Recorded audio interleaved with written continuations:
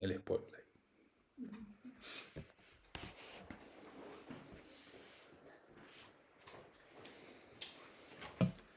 Si se apaga esta luz, ¿ustedes verán mal? No, esas no son aquellas. Ahí está perfecto. Bueno, no sé todavía, no planifiqué cómo voy a usar la pizarra hoy. La traje más que nada por las dudas. Voy a buscar acá mi machetito.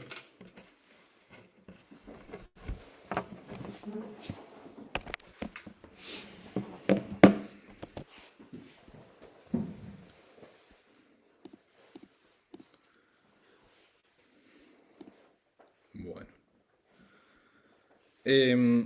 Este tema que vamos a ver hoy, en realidad es como una especie de resumen de todo lo que fue los Vespers de TES.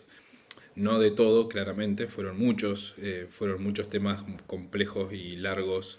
eh, Aprendimos un montón de todo eso.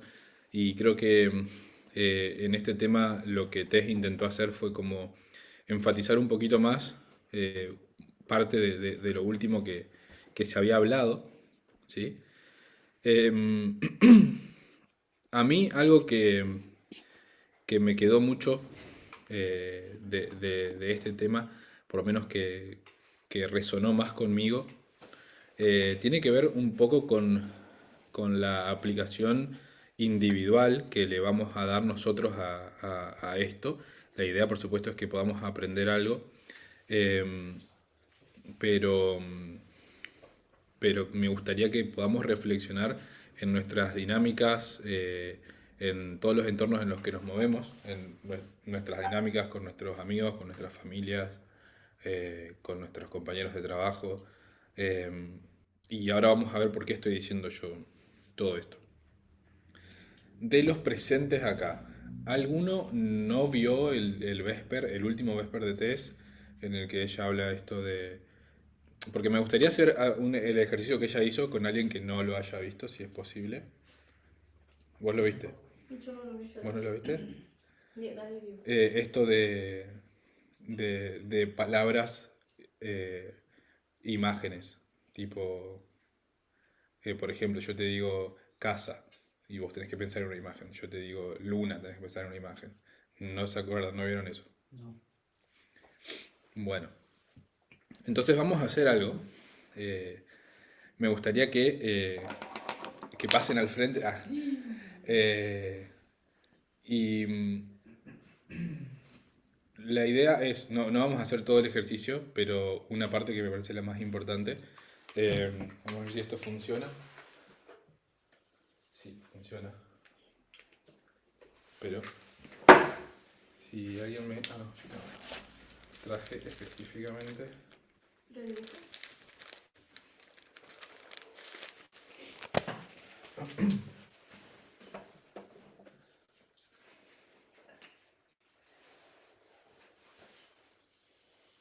Este no anda tan bien. Vamos descartando. Bueno, Wada y... ¿Vos lo viste? No. ¿Juaco no lo vio? Bueno, ¿Juaco o Toto? El que se voluntaría, el que se levante primero. Yo dale. Bueno, acá yo voy a poner dos palabras Dale. y ustedes tienen que poner abajo, no les voy a hacer dibujar, me parece que es un montón si lo hago dibujar en cámara. La idea sería que lo puedan dibujar. Bueno, solamente les voy a pedir que traten de describir con otras palabras la imagen que se les viene a la mente. ¿Está bien? Entonces, acá Gastón.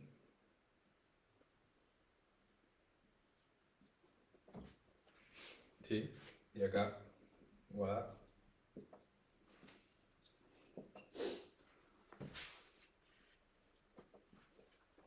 Así que bueno, adelante.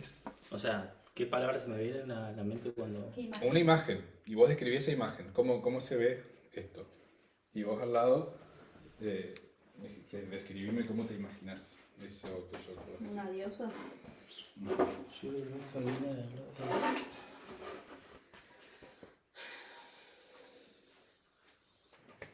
palabra suelta, una oración, no sé. Como te nazca, o sea, vos pensás que lo que estás haciendo es reemplazar un dibujo. Si querés dibujarlo, Claro, te cambió el dibujo por las palabras, Claro. hay que aprovechar. aprovechar la oportunidad.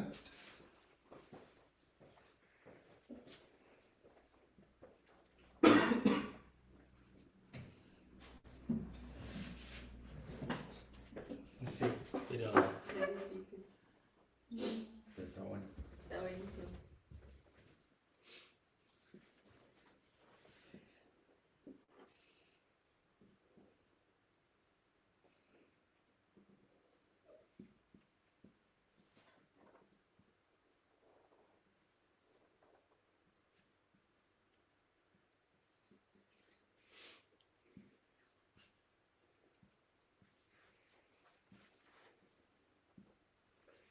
Si pueden hacer como énfasis justamente en la persona, cómo se ve, cómo la ven.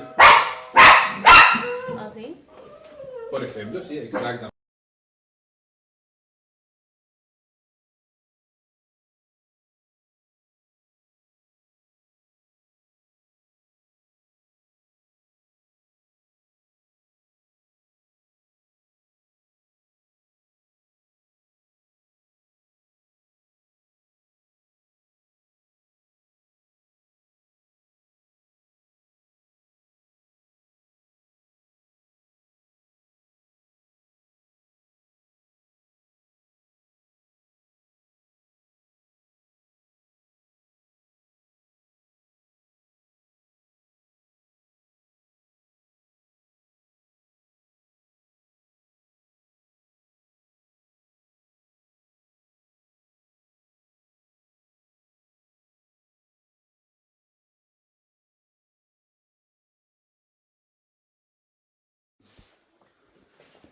Piensen en cosas bien sencillas como por ejemplo, bueno ahí yo vi que puso Wada, cómo tiene el pelo, qué características más tiene físicas, eh,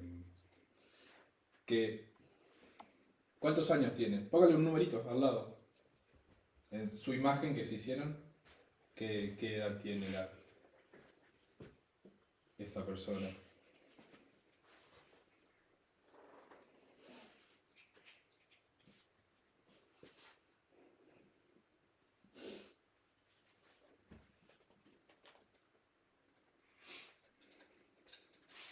No, ese edad, no. ¿Eh? No, no. Voy a ver acá.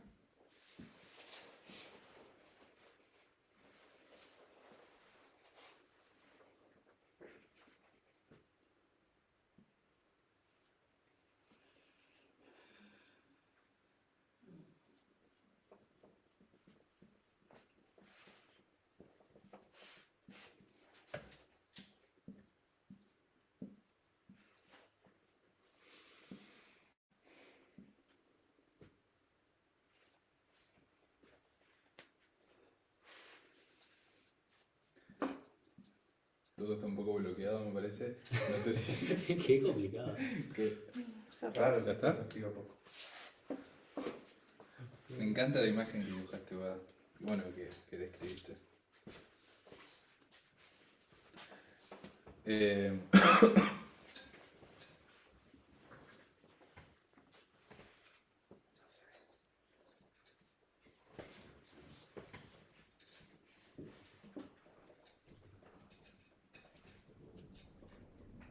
Fuerte.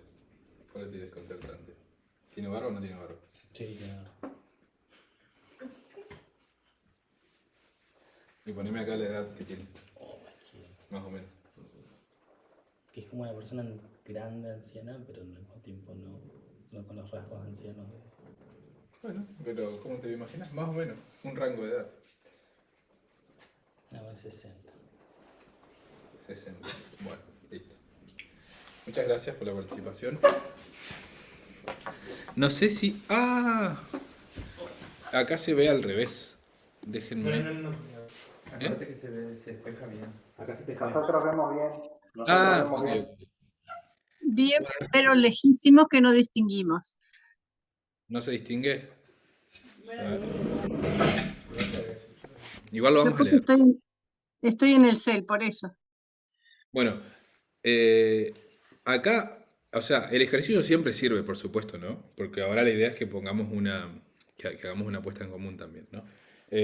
Toto, imaginándose a Dios, se imaginó una luz poderosa, una persona de más o menos 60 años, con una mirada cariñosa, compasiva, como con un abrazo, con el pelo blanco y barba. Y fíjense esto, una persona controlando hilos como un titiritero, fuerte. Ahora, Wada, pensando en una diosa, ella lo que se imagina es un cabello largo y gris, también una mirada compasiva, los brazos abiertos. Fíjense, no sé si creo que vos le copiabas a ella, o no sé No, cómo. no, la verdad. Nada, no, pero es un chiste, pero van por ahí, por el mismo lado.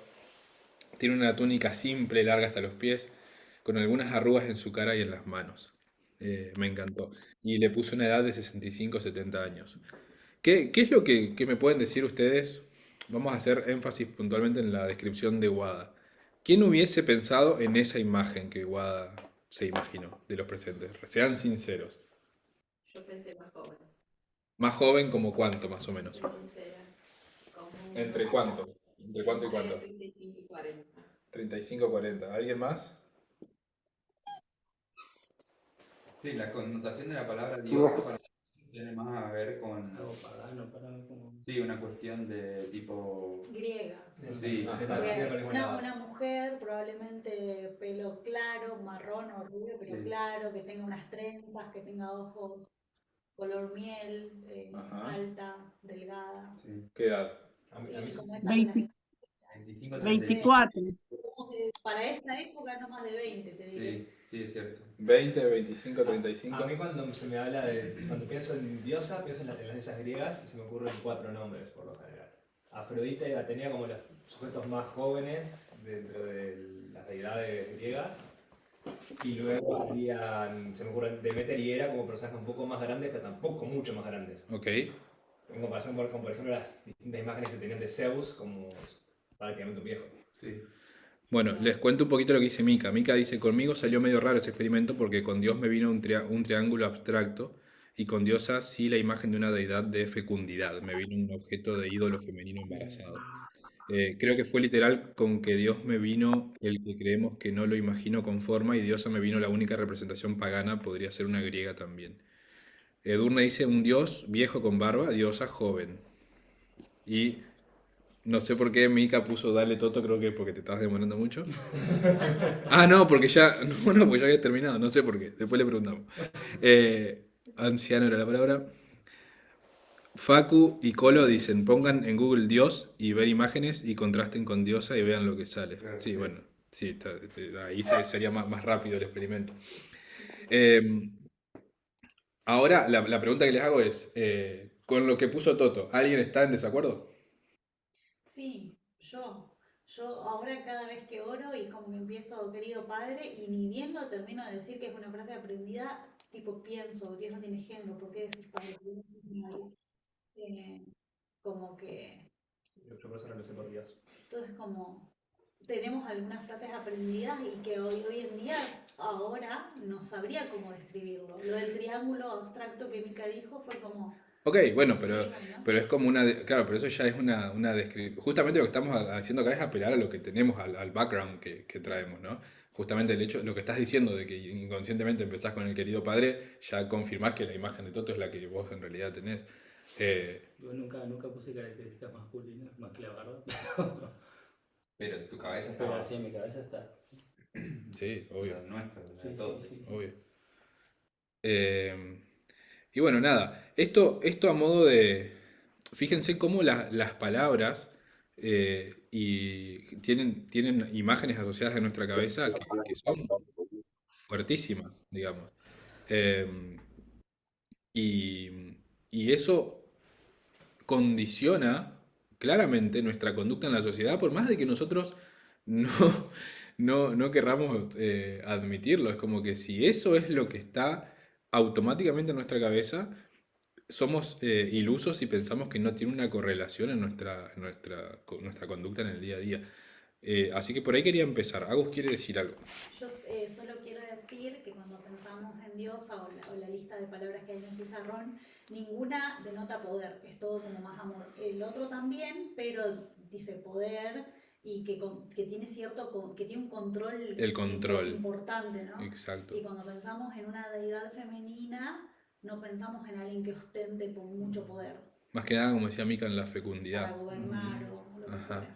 Yo cuando pienso en esos personajes que decía, en el caso o sea, puedo pensar en cada personaje justamente. En el caso de Afrodita se hablaba mucho de su belleza, en el caso de Hera se decía que era un personaje muy celoso y que estaba muy relacionado con el nacimiento de otros dioses.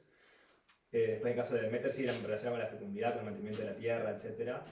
Y después en el caso de Atenea sí ve un personaje poderoso porque justamente era la diosa de los Ateneos y justamente la habían más dedicadas en la área de la guerra. Pero es la única. Sí. Eh, y, Y bueno, perdón, cuando están relacionadas a la guerra, tienen rasgos de locura, digamos. O sea, no es En la que mayoría de son. cosas sí. Atenea no tanto, pero no. Bueno, pero. y les hago una pregunta. Cuando a una diosa, en vez de imaginar, o sea, cuando una diosa toma características... eh, este, Emma dice que puso diosa y le salió un videoclip de un rapero.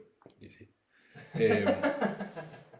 Eh, En imágenes. cuando te imaginas una diosa, pero con características no sensuales, características más de una persona mayor, eh, eh, ¿qué características tiene esa diosa de personalidad?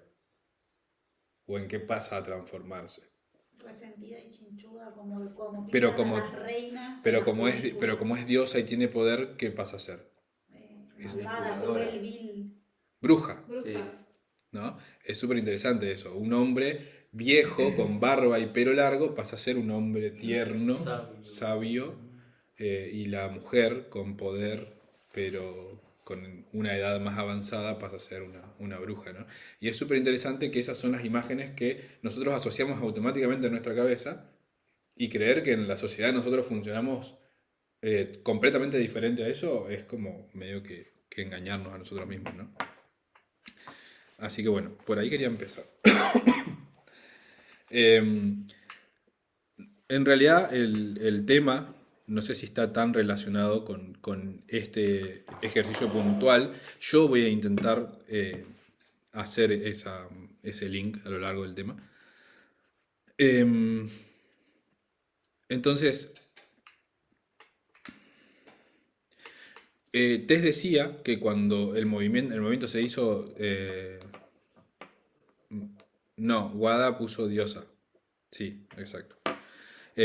Cuando cuando en el movimiento se empezó a exigir que dejemos de decirnos hermano o hermana, muchas personas se sintieron ofendidas por eso, o muchas personas no hicieron caso de eso, y tenía que ver con esto, ¿no? Tenía que ver con esto justamente porque, en especial, dice ella, en el trato que se le da no solamente a las mujeres, sino en especial a las mujeres mayores, ¿sí? A las mujeres mayores que están dentro de nuestro entorno religioso, y en el trato que se le da a los hombres mayores, ¿no? O sea, ¿qué valor tiene una mujer de edad avanzada en un entorno religioso y qué valor tiene un hombre de edad avanzada en el entorno religioso? Es muy desparejo, muy desigual, muy injusto. Interesante lo que decís porque tiene el mismo valor que en el ámbito secular, porque Claro, es exactamente extraído de la cultura, o sea, no tiene nada de original. no tiene nada original. Bien. Em, Mica hace un comentario. Mika dice, es lindo porque la imagen de los chicos tiene bastante deconstrucción. La de Wada es como que transmite sabiduría y carácter benevolente, el de Toto paternal amoroso. Si bien algunas cosas son iguales a las de el imaginario colectivo, la edad de la diosa sí es distinta y el dios no está asociado a la guerra. Ujú. Perdón, Luis, Sí, una pregunta. Este, la Biblia también no habla así como que en una versión masculina siempre, también, en algunos aspectos. Y, por ejemplo, en Apocalipsis también habla de, bueno, el Hijo del Hombre y una visión que tiene, ¿no? Juan y ve una persona de cabellos blancos ojos de fuego. Sí, claro, o sea, nuestra imagen está recontra sesgada. Por eso estamos diciendo, o sea, acá el asunto, fíjate que en cómo nos imaginamos a Dios en masculino, casi nadie a casi nadie se le viene una imagen diferente, es como que todos estamos en la misma. Y en parte tiene que ver con esto que vos estás diciendo, por supuesto. Pero a la hora de pensar en diosa, ahí cambia mucho, y a mí es como que no me sorprende para nada que, qué sé yo, que Joaquín o yo o Esteban se nos venga una imagen a la mente cuando pensamos en diosa y que justamente a Guada se le venga a la imagen esto que puso acá, que me parece muy bello. Nada, ahí es donde está el punto, ¿no? Y eso es lo que desafía el mensaje, el hecho de decir Dios no tiene género en realidad, por más que Apocalipsis dice un anciano de días, es como, bueno, hay mucho para trabajar ahí. Nosotros necesitamos cambiar, Esteban. Yo lo que. No sé si me escucha nada. Esa es Creo que se te Se escucha te porque hasta escucha ahora muy nadie se quejó. lejano. Ok. Yo creo que a mí lo que se me viene a la cabeza cuando pienso en todo eso es todo el bagaje que traían los judíos durante el momento de que se escribe la Biblia. Claro. Es decir, primero que nada, si lo vemos desde el estudio del Toro Apis, ellos pensaban en Dios como un Dios de guerra, no un Dios de paz en primer lugar. Y lo primero que relacionan con la guerra es un hombre con agresividad, básicamente. Entonces, la mayor parte de las imágenes van hacia ese lado, hacia esa figura, esa comprensión de lo que significaba Dios para esa época, que la vienen arrastrando de otras naciones. Eso por un lado. Y por el otro, justamente la Biblia se ve afectada por todo ese bagaje y esa cultura y esa visión machista de la sociedad que había, incluso en la sociedad judía, que si bien era mejor a muchas otras sociedades, seguía teniendo todo ese bagaje detrás. Claro, yo pensé exactamente lo mismo, que Dios se presenta así para Juan, que en verdad es una imagen de Dios, no es Dios, ¿no? Ujú. Ahí, en este caso, Sí. no es Dios, es una imagen, una visión, digamos. ¿Cuál es? La madre. Ujú. Bueno, es un espejo, no es Dios realmente.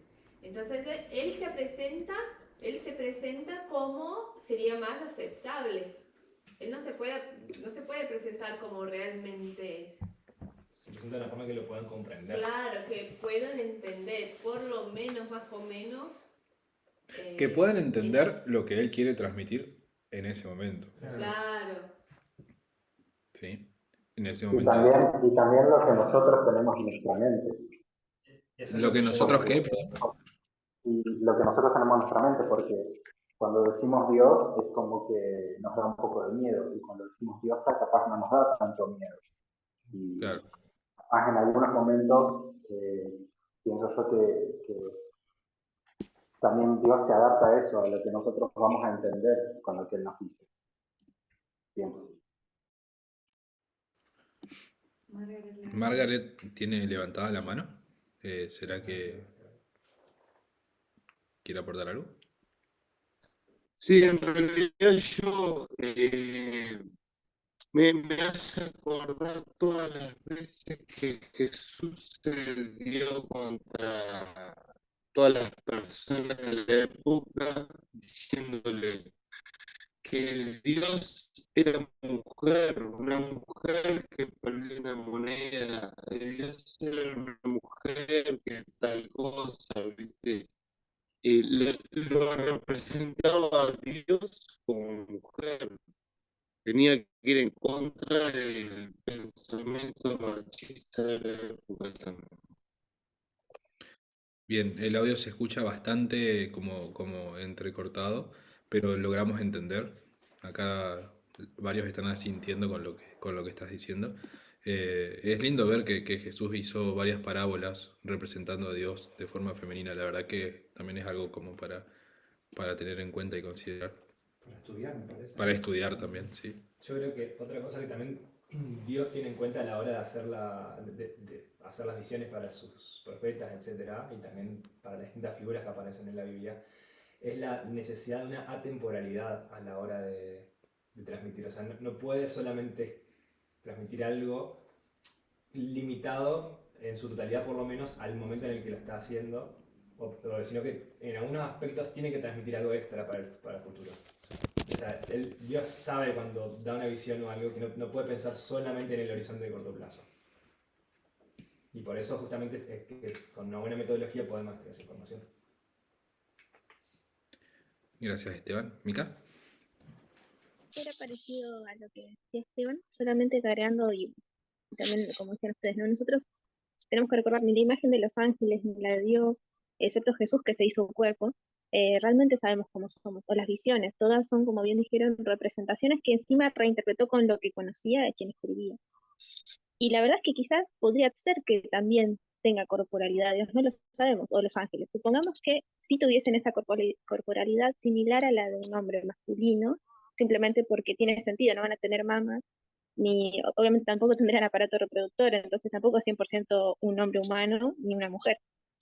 Pero supongamos que entonces se nos hace más similar al hombre. Y la Biblia usa mucho el hombre, solo que creo que el problema somos las personas como interpretamos eso. Nosotros jerarquizamos el sexo biológico en función de la reproducción con más o menor importancia y con capacidad de liderazgo o de subordinación. Y la verdad es que yo lo que veo cuando, siempre lo interpreto así, cuando Dios todo el tiempo usaba al hombre, y de hecho hizo primero a Adán, y lo usa como algo neutro, es justamente eso, es la neutralidad de simplemente una persona. Y ahí hizo otra persona que tiene todas las mismas condiciones de igualdad que ese hombre, solo que por una cuestión de funcionalidad le hizo mamas y un aparato reproductor diferente, así como le puso a un Adán, como hizo con los animales. El problema es que las personas sobre eso, que es tan, tendría que ser tan superfluo, que es más a una funcionalidad, dividimos a los seres humanos en importancia y en subordinación. Pero yo creo que es una neutralidad en realidad el masculino, es solamente ser un humano. Después está la diferenciación, que solo es necesaria si hablamos en términos de fecundidad, y si no, no debería existir. Por eso sería como términos modernos, algo que espantaría a muchos, pero es no binario, ¿no? No sabemos realmente cómo es, y tampoco porque tuviera esa forma parecida nos indicaría de que es más importante el hombre literal que la mujer. Tal cual. Gracias, Mica. Bueno, el punto es que lo que esto nos lleva es que nosotros necesitamos hacer un cambio de conducta, ¿sí? Necesitamos hacer un cambio de conducta.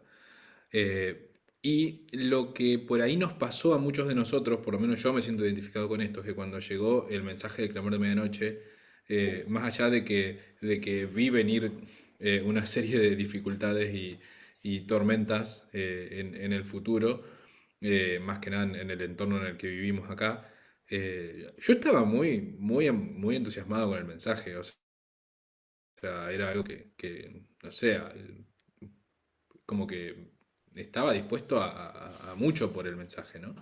Eh, y que me digan a mí, mirá, nos tenemos que dejar de decir hermano y hermana, fue como, bueno, dale, o sea, sí, de una. Lo que diga Tess se hace, punto, ¿no? Pero ahora Tess plantea y dice, ok, sí, nosotros necesitamos un cambio de conducta, pero es muy importante que nosotros ahora entendamos por qué hacemos lo que hacemos, por qué vamos a cambiar la conducta. Y es fundamental, no solamente es importante, sino que es fundamental que entendamos por qué vamos a cambiar de conducta. Y eso tiene todo que ver con el tema de la política, ¿no? Entonces, yo me preguntan y yo digo, sí, claro, los que estamos en el movimiento, a partir de 2018, 2019, hicimos un cambio de derecha hacia izquierda. Genial. Entonces yo ahora sigo gente de izquierda en las redes, escucho gente que habla sobre el socialismo, escucho gente que habla sobre el globalismo, esto, lo otro, fantástico. Ahora, pará, por qué hicimos, hicimos ese cambio? ¿Y qué significa? ¿Qué hay de un lado? ¿Qué hay del otro? ¿No? Em, por ejemplo, algo que a mí me resulta muy importante siempre tener en cuenta es que lo personal es político. Para muchos de nosotros eso fue como un lema asociado al feminismo radical, que lo estudiamos en su momento. Y sí, el feminismo radical enseña que lo personal es político. Ahora yo te pregunto, en tu día a día, ¿vos te das cuenta que realmente lo personal es político? ¿Vos realmente te das cuenta que todo lo que vos pensás políticamente se traduce en cómo te relacionás con las demás personas? Y si podés darte cuenta, ¿lo estás teniendo en cuenta a la hora de salir todos los días de tu casa. Entonces, por ejemplo, muchos en el movimiento, hasta ahora, pero hace un tiempo, personas que estaban en el movimiento y que ya no están, simpatizaban con el libertarianismo, ¿no? Con las ideas del libertarianismo. Entonces, yo les pregunto, ¿qué pasa, por ejemplo, si una persona, uno de nosotros que está acá en el movimiento, tiene esta idea de que la sociedad tiene la capacidad de autorregularse, ¿no? Uno podría decir, bueno, es un punto de vista, es un punto de vista político que vos tenés. Ahora, ¿qué impacto podría tener eso, por ejemplo, en el entorno familiar de una persona que piensa así?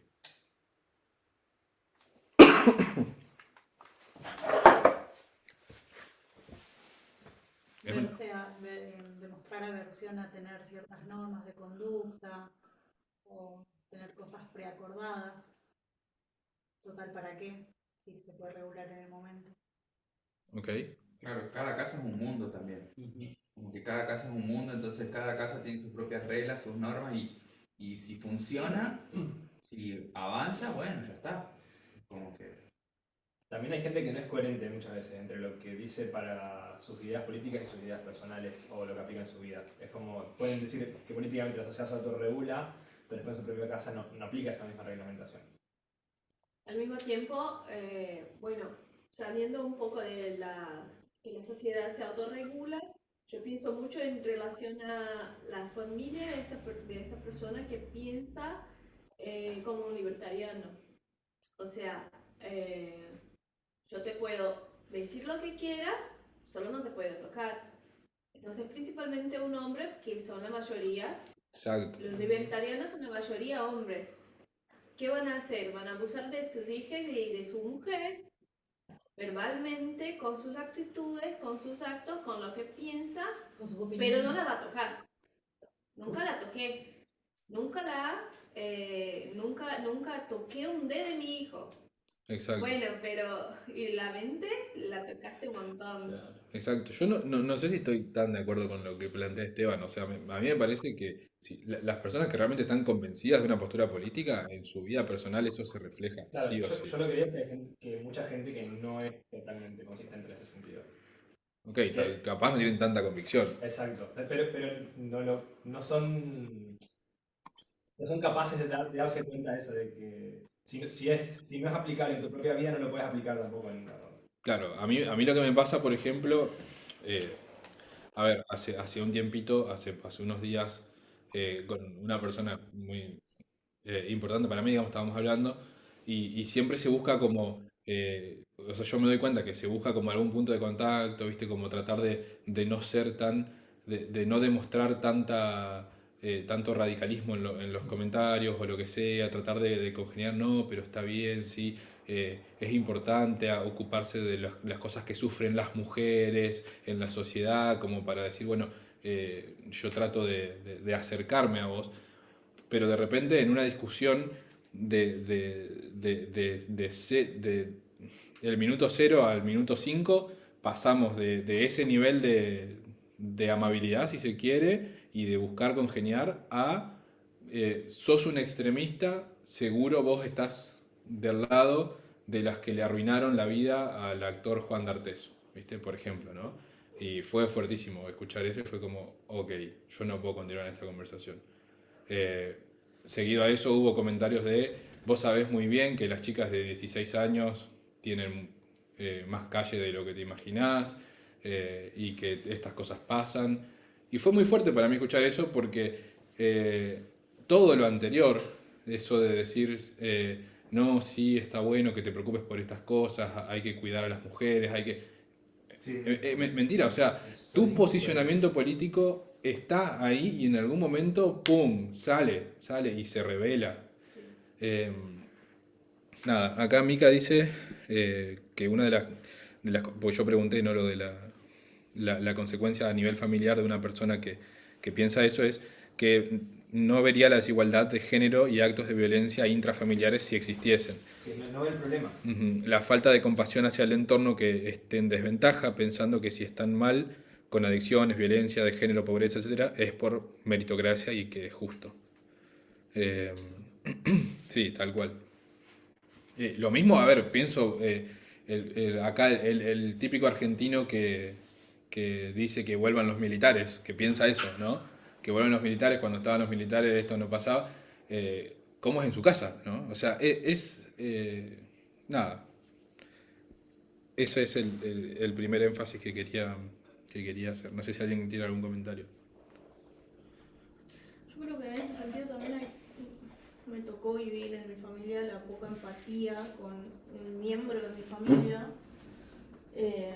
Como que cuando se autorregula va por premio y castigo, y si el entorno no castiga o no es porque considera que está actuando bien, ¿no? O por lo menos acompaña el pensamiento o lo justifica, y generalmente se acompaña mucho más la postura de un hombre o la negligencia de un hombre en la familia para con una mujer o para con toda su familia, no así con la mujer.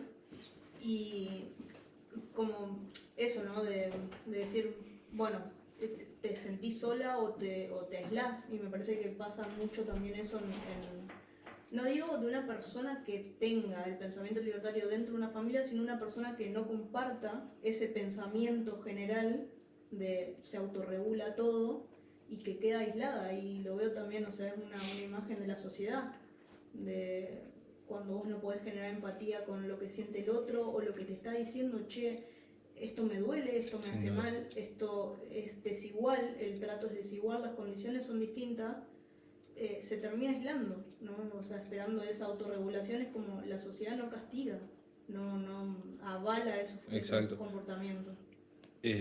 Me das pie para lo que sigue, en el sentido de que, ok, es fácil agarrar y decir, vos actuás como un fascista o como un libertario o como una persona de extrema derecha, ¿no? Ahora, justamente ahí es donde te hacía un poco de énfasis. Cuando nosotros vemos a una persona y automáticamente la catalogamos como, sos re facho, sos...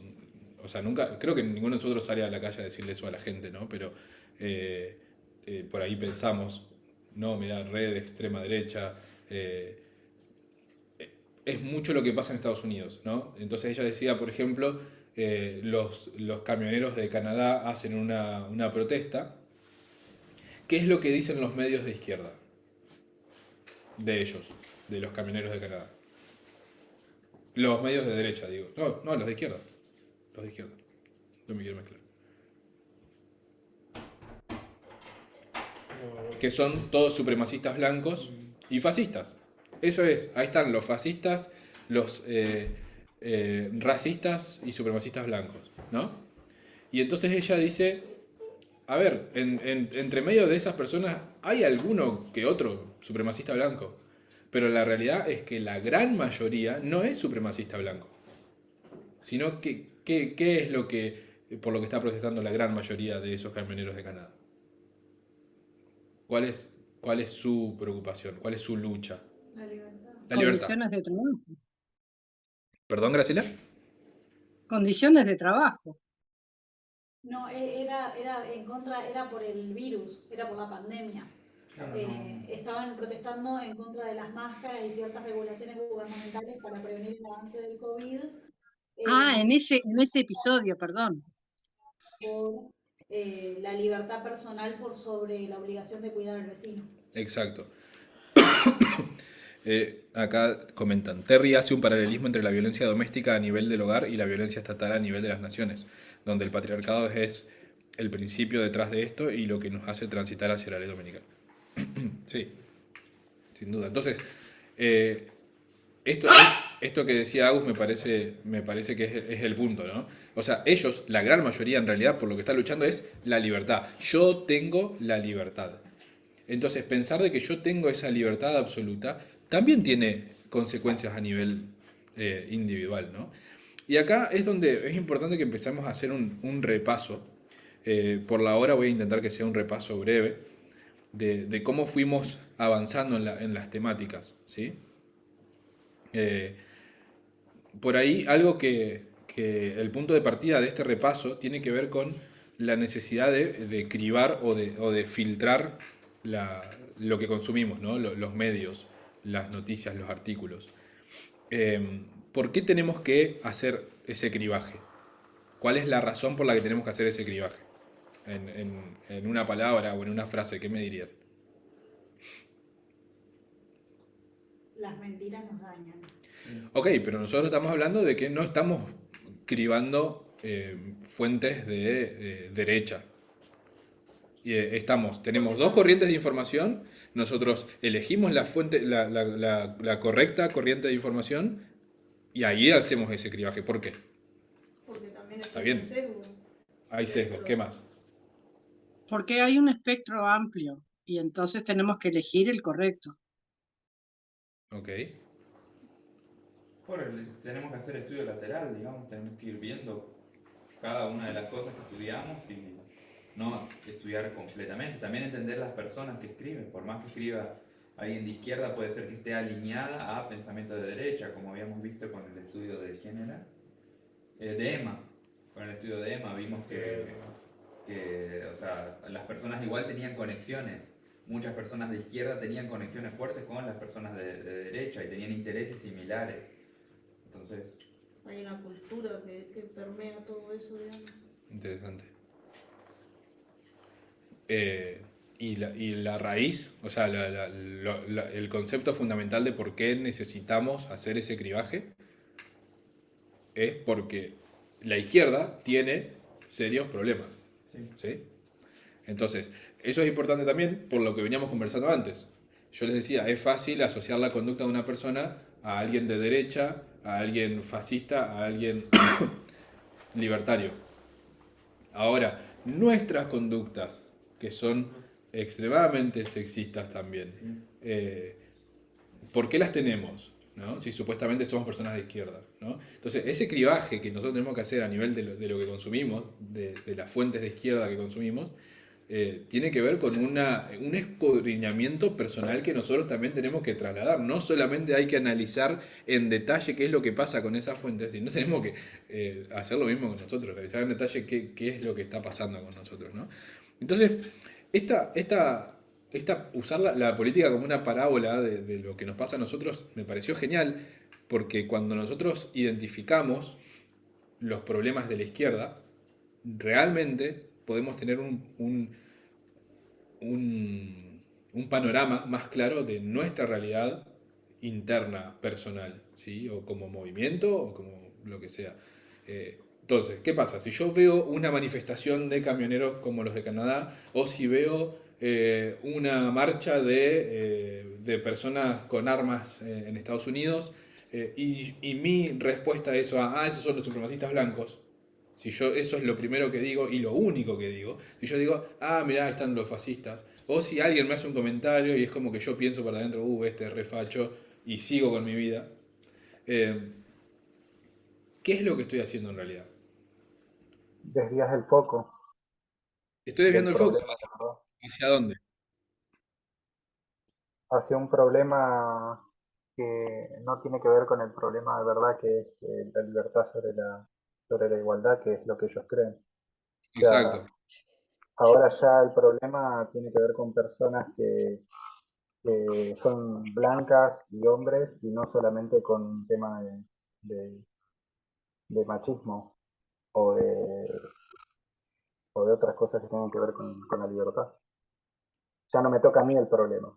Exacto, ahí está, eso, o sea, estoy desviando el foco de mí. Exacto. Claro, sí. Estoy Y desviando el yo foco de creo mí. también que hay mucho de eso, de que Parminde dice que básicamente lo simplista, ver lo simples, no ver más allá, no ver lo profundo y cómo vemos los simples, no solo en relación a eso, pero en relación a nosotros también y sentamos de culpa. Tiene que ver con el hecho de que, porque tenemos la visión somos ciegos a nuestras propias fallas, realmente no terminamos de entender el mensaje, que el mensaje es mostrarnos lo mal que estamos para que tengamos la oportunidad de hacer un 180 y arrepentirnos. Pero al enfocarnos en personas que son muy malas, de alguna manera nos absuelve de nuestra tibieza y Exactamente. mediocridad, que pensamos que es bastante moderada y no tan grave como en realidad es, Sí, y por lo tanto nos negamos a hacer los cambios necesarios para ser decentes. exactamente. Y ahí está el punto y la importancia de estos temas, porque si yo agarro acá y le pregunto a cualquiera de los que están en Zoom o de los que están acá presentes, yo les digo, hacemos una lista, así como hicieron los chicos acá atrás, hacemos una lista de los problemas de la derecha. Yo creo que no alcanza el pizarrón y podrían disertar. Ahora, yo les pregunto y les pregunto y quiero que me respondan ahora, de cuáles son los problemas de la izquierda, cuáles son los más, cuáles son los que resaltan, los problemas que resaltan en la izquierda. La izquierda no está concentrada en los temas de género como debería estarlo. Okay. Hay mucho sexismo. Es una forma de evitar lidiar con el género, es enfocarse en exceso sobre el racismo, que es un tema de preferencia. Y es importante porque se niega este gran problema estructural que hay, o se lo minimiza o no se lo trata y no se lo aborda de manera efectiva como el gran problema raíz que es. Bien, eso en cuanto a la gran prueba, ¿no? Al tema de estos tiempos. También en muchos casos promueven el antiimperialismo por el simple hecho de, digamos, la intervención en muchos casos, como veíamos en los estudios de EMA, por ejemplo.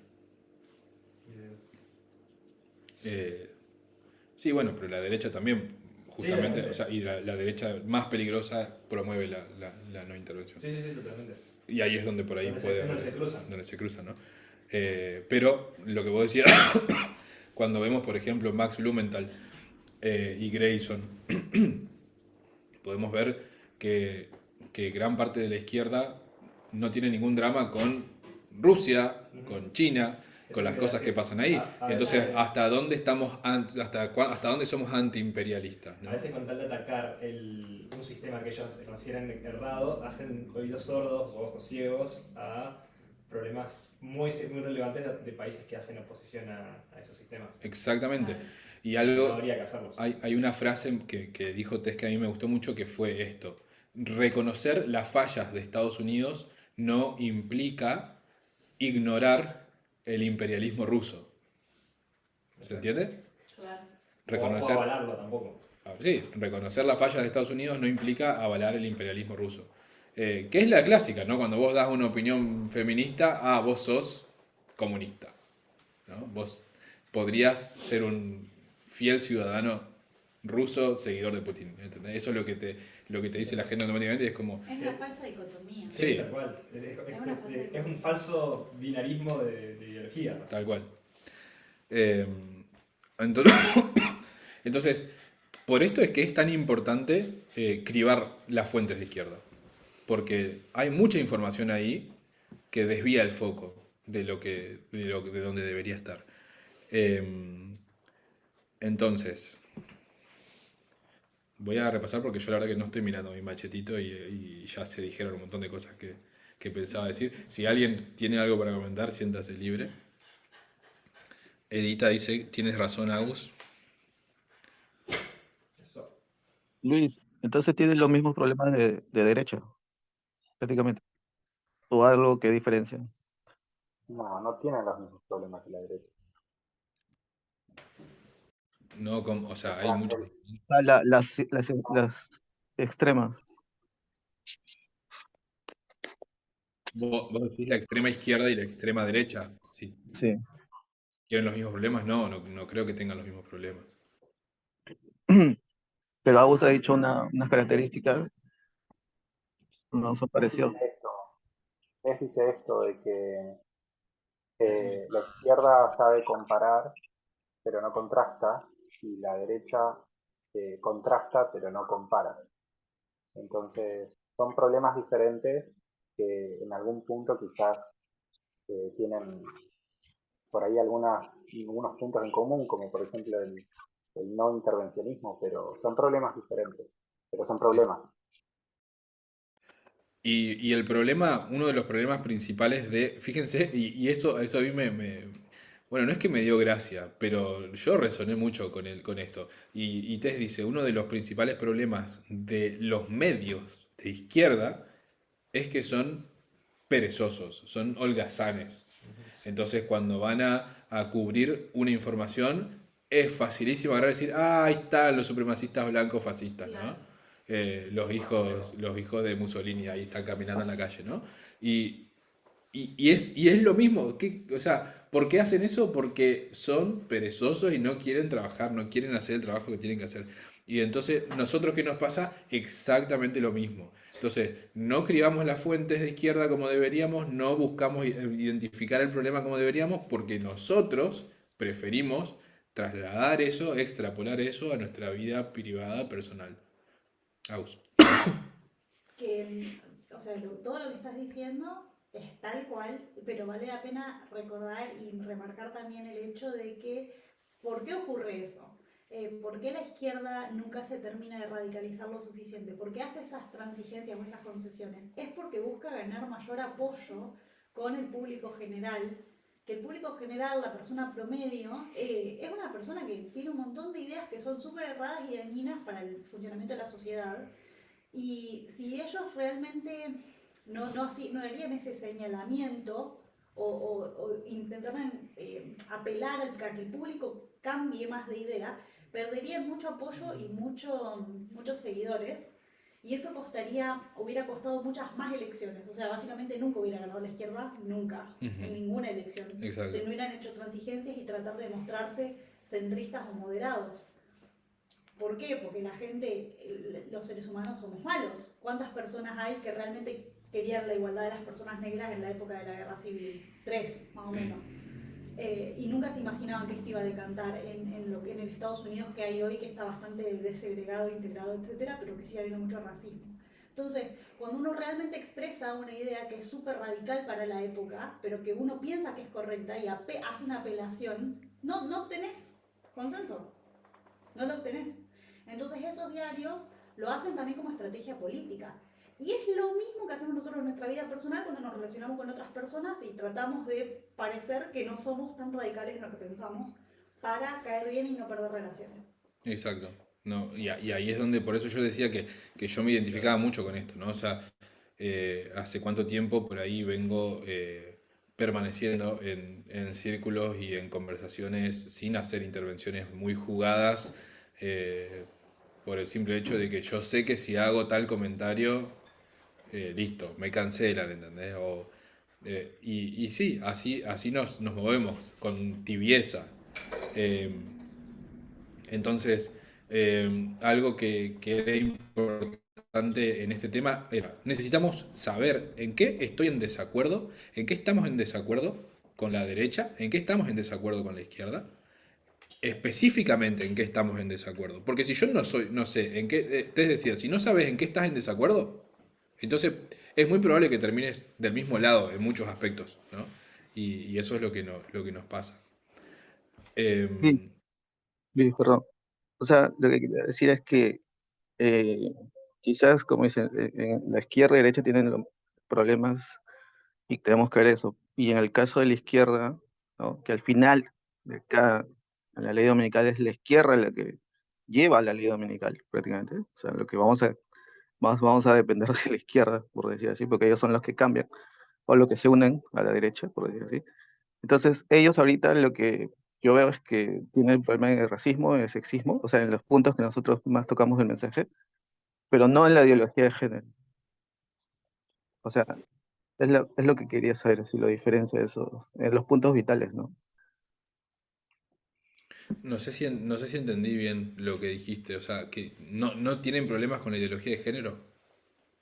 Claro, o sea, en las extremas izquierda, con la extrema izquierda, ¿no? A eso me Y la refería. extrema izquierda, no sé, pero yo veo que sí tienen problemas con el género, no sé.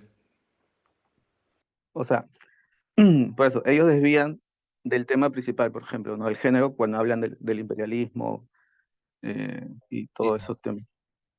Eh, entonces tienen problemas, por eso decía, tienen los mismos problemas en los puntos que nosotros también vemos en la derecha, que es parte del mensaje. Y en parte sí, o sea, por eso creo que es importante entender que la prueba, que es para todo el mundo, es para todo el mundo, no para las personas de derecha solamente. Eh, es para todos porque es una epidemia que está arraigada en los seres humanos, digamos, ¿no? El tema es que tanto la derecha como la izquierda nos proveen a nosotros de parábolas para analizarnos. O sea, el punto es, si yo te pregunto, ¿dónde tenés que posicionarte políticamente hoy en día? El mensaje para vos es claro, vos tenés que posicionarte a la izquierda en el espectro, ¿sí? Eso es lo que el mensaje nos dice. Ahora, ¿qué significa eso? ¿Que la izquierda va a moldear tu carácter a la perfección? No, no, no, no, hay problemas muy serios ahí y tenemos que poder verlos. Lo que no quita que, por lo menos, Tess aclaraba, ¿no? Hay países en los que la situación es distinta y hay que analizarla individualmente, ¿no? Pero en general, nuestro posicionamiento político es a la izquierda. Ahora, ahí hay mucho trabajo por hacer, pero sí, a nivel de los temas importantes para estos tiempos, me parece que tanto la derecha como la izquierda tienen los mismos problemas. Mika dice, y también sobre lo que decía Agus, el problema sucede en la izquierda porque identifican al sexismo como un problema secundario. Para la izquierda mayoritaria, el capitalismo es el problema y el patriarcado un accesorio occidental, cuando es el capitalismo una herramienta moderna del patriarcado, así como el racismo, y no al revés. Tampoco identifican lo que es realmente el patriarcado, por eso invitan al feminismo en sus mesas, pero no como una prioridad, claro, o sea, a ver, vengan, cuéntenos si nos parece re importante su lucha, nos parece que es re noble, cuéntanos un poquito a ver en qué te puedo ayudar, ¿no? Es así, es real.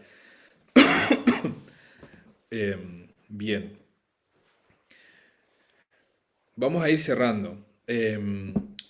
Tess mencionaba que para entender el libertarianismo nos habíamos enfocado bastante en lo que es la política doméstica, en todo lo que sucede dentro de Estados Unidos y para entender los problemas de la izquierda nos enfocamos un poco en la política exterior. Y ella dice, esto no es porque no tengan un contacto entre sí, al contrario, están entrelazados. Los problemas de la izquierda con el libertarianismo, los problemas están entrelazados, solamente que lo hicimos de esa manera por cuestiones prácticas, porque es más fácil entenderlo si los vemos en esos contextos, al libertarianismo en el contexto doméstico y a los problemas de la izquierda en un contexto de política exterior. Pero ella hace una invitación a ver un poco el libertarianismo en la política exterior. Y no les voy a pedir que comenten sobre esto, simplemente lo voy a mencionar rápido. Ella hablaba de, por ejemplo, Alemania. ¿Qué pasa con Alemania? Y esto yo no lo sabía. Alemania aportó ahora en este conflicto de Rusia con Ucrania. Alemania, no tengo el número, no lo anoté, pero le aportó a Rusia mucho más del doble de lo que recibió Ucrania. O sea, solo Alemania le aportó a Rusia más del doble de lo que recibió Ucrania. Claro, no le dijo, te doy esta plata para que... Le compró gas. Exacto, para que pelees contra Ucrania, sino yo te compro tu energía, ¿no? Y no es solamente Alemania. Pero ¿por qué Alemania hizo esto? Bueno, y ella explicaba, ¿no? Porque a raíz de después de la Segunda Guerra Mundial hay dos sentimientos que permean un poco la personalidad de Alemania como país, que son tanto la nostalgia como la culpa. Y se mueven mucho con eso, con la nostalgia y la culpa. Entonces, eso lleva a un discurso bastante libertario en el sentido de que, ¿cuál es el discurso libertario? La sociedad se autorregula, el mercado se autorregula. Entonces ellos dicen, bueno, si vemos un gobierno autoritario, nosotros no tenemos que intervenir, nosotros no tenemos que ir y enfrentar. Lo que tenemos que hacer es corrernos, mirar desde lejos y a través del diálogo y del comercio, de a poco ir trayendo a ese gobierno a la comunidad global, ¿no? Esa es la postura, por ejemplo, de Alemania. Y ella decía, no es solamente Alemania, por supuesto, hay otros países, pero el libertarianismo a nivel global se ve de esa manera. Y Y es muy interesante porque si lo vemos dentro de Estados Unidos es muy claro qué es lo que se propone desde el libertarianismo. A un nivel más global se da en este sentido, en cómo lidian los países con otros países. Eh, realmente la respuesta es no intervenir, realmente la respuesta es no meternos y esperar que las cosas se acomoden solas a través del diálogo y del comercio. Y la realidad es que no. Pero ahora, si salimos de lo que es Estados Unidos y de la política exterior y vamos a nuestra vida familiar, a nuestra vida personal, yo personalmente me sentí muy identificado con esto, ¿no? De decir, bueno, esperemos, que fluya. Con el diálogo, con el tiempo, con el ejemplo, con dar el ejemplo. eh, voy a lograr traer estas personas a la comunidad. Y no estaría funcionando de momento. Y no sé si es la experiencia de todos ustedes. Yo creo que por lo menos acá me dicen que sí. Eh, y nada, fíjense que Donald Trump es un representante de lo que es el paleoconservadurismo, ¿sí? No voy a dedicar tiempo en definir estos términos, ya lo hicimos previamente, pero Donald Trump es un representante del paleoconservadurismo. El paleoconservadurismo profesa el no intervencionismo, ¿no? Y eso es algo que representa Donald Trump, por ejemplo. Sin embargo, si somos conscientes que estamos en una guerra de información, como hemos aprendido desde ya hace varios años, nos sorprende el hecho de que a pesar de que esta sea la postura de Donald Trump, desde que él asumió el poder en Estados Unidos en 2016, dice que hubo un impacto a nivel global y que surgió, que empezó a surgir a nivel global en todos lados. Gobiernos autoritarios y se fortaleció muchísimo más que antes la cultura patriarcal. O sea, ese aislamiento del paleoconservadurismo de Donald Trump y ese no intervencionismo, en realidad lo que hizo a nivel global fue fortalecer la cultura patriarcal y fomentar el surgimiento de gobiernos autoritarios. Y nada, me parece que a un nivel personal nos puede pasar lo mismo, ¿no? Bien, hasta ahí llego yo. No sé si alguien quiere hacer algún comentario para cerrar.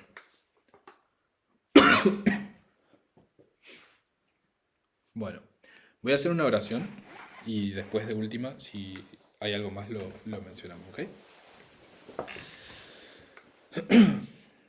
Querido Padre, estás en el cielo, te doy muchas gracias por la oportunidad de poder repasar estos temas. Gracias por la luz que nos trajiste por medio de Tess. Te agradezco mucho por ella, te pido por ella. Te agradezco por poder estar reunidos hoy, a distancia y acá en persona. Señor, te pedimos tu dirección y tu guía para que podamos tomar las decisiones más firmes en función de escudriñarnos a nosotros mismos y identificar los serios problemas que seguimos teniendo para poder cambiarlos y realmente vivir de una forma que te represente y que te agrade. Todo esto lo pedimos en el nombre de Jesús. Amén.